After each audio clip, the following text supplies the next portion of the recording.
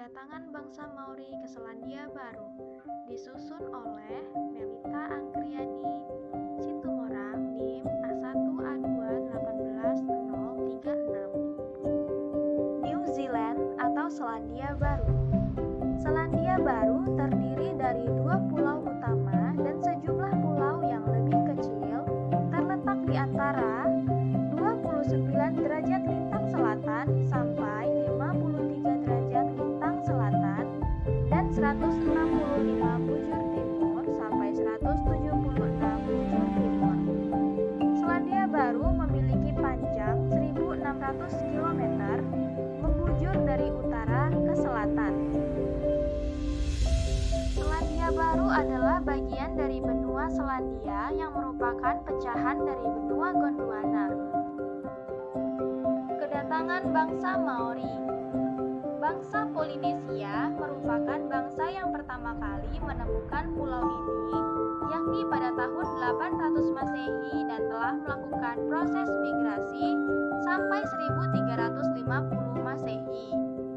Maori adalah nama penduduk asli Selandia Baru dan bahasanya. Kata Maori artinya adalah normal atau biasa.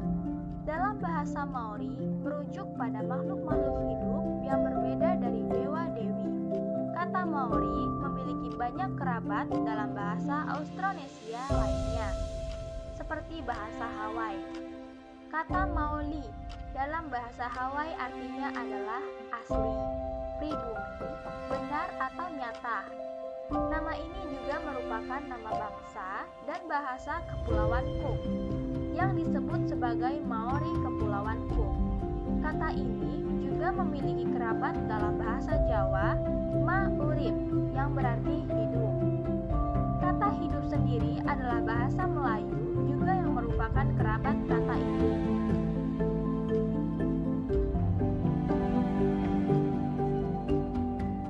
Sebelum ditemukan oleh bangsa Polinesia, Kepulauan Selandia Baru merupakan pulau yang sangat terisolasi. Pulau utara dipercayai memiliki penghuni asli, yakni suku primitif yang disebut Moriori. Bangsa Polinesia datang ke Selandia Baru menggunakan kanau-kanau dari Hawaika yang berada di Kepulauan Polinesia di Samudra Pasifik menuju ke arah selatan. Mereka menggunakan sistem cuaca subtropik untuk menavigasikan pelayaran mereka ke Selandia Baru. Dalam perjalanannya, mereka menemukan sebuah daratan yang dari laut terlihat seperti tertutup awan berwarna putih. Mereka akhirnya mendarat ke pulau itu.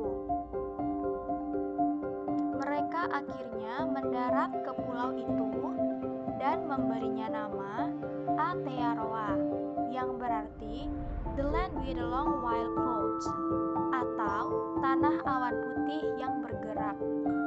Kata Aotearoa sebenarnya merupakan gambaran dari Selandia Baru sendiri, yaitu tanah awan putih yang panjang, yang gambaran tentang Selandia Baru saat itu yang diselimuti oleh salju. Pulau yang mereka temukan ini sebenarnya adalah Pulau Utara.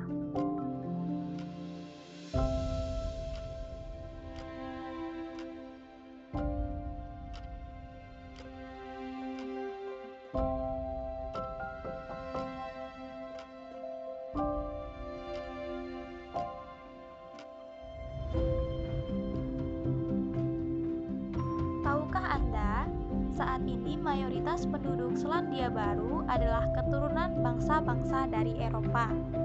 Sedangkan pribumi Maori adalah minoritas terbesar, diikuti oleh orang Asia dan orang Polinesia non-Maori. Bahasa Inggris, bahasa Maori, dan bahasa isyarat Selandia Baru adalah bahasa-bahasa resmi dengan bahasa Inggris yang mendominasi. Sebagian besar budaya Selandia Baru diturunkan dari Maori, dan pemukiman dini asal Britania.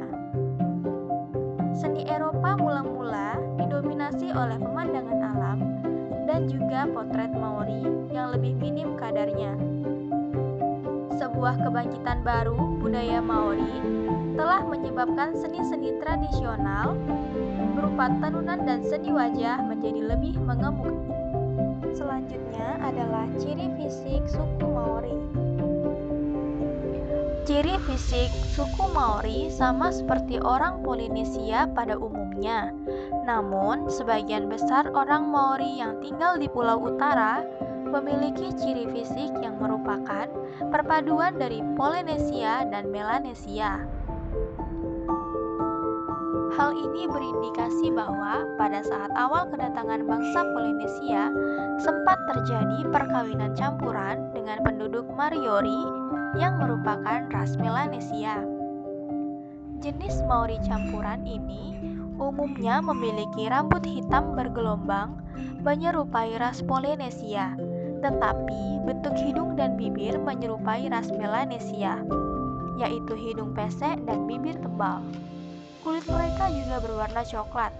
Biasanya, suku Maori di Pulau Utara menggunakan kapur untuk memutihkan rambut mereka supaya tampak merona dan kemerahan.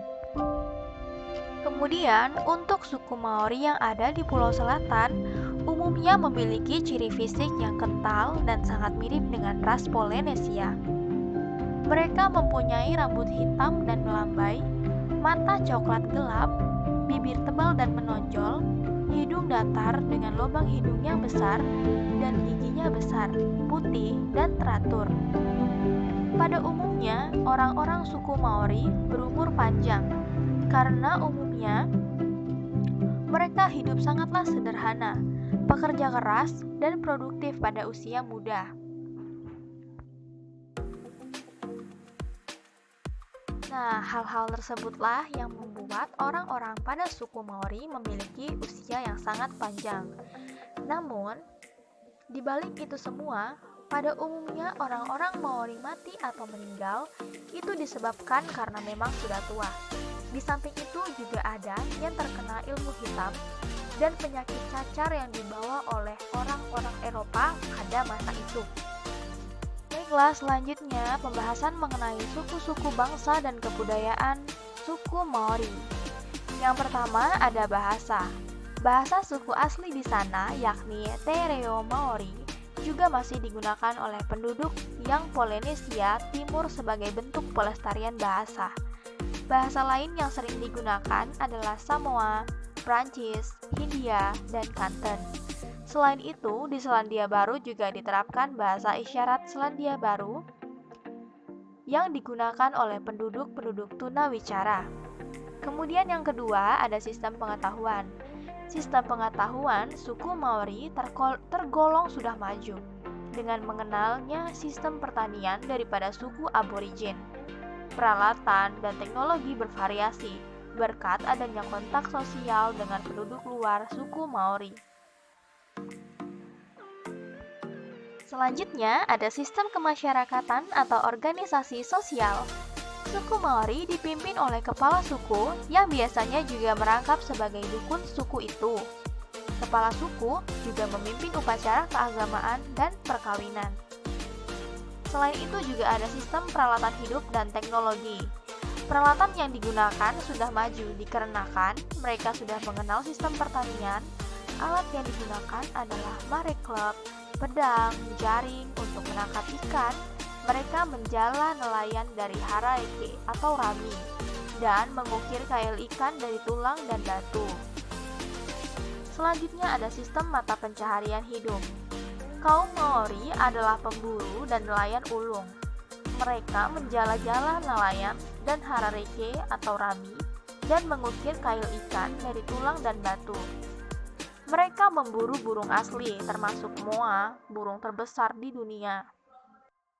Oke guys, selanjutnya kita akan membahas mengenai hal-hal aneh atau hal-hal yang dianggap lain di masyarakat luar mengenai suku Maori.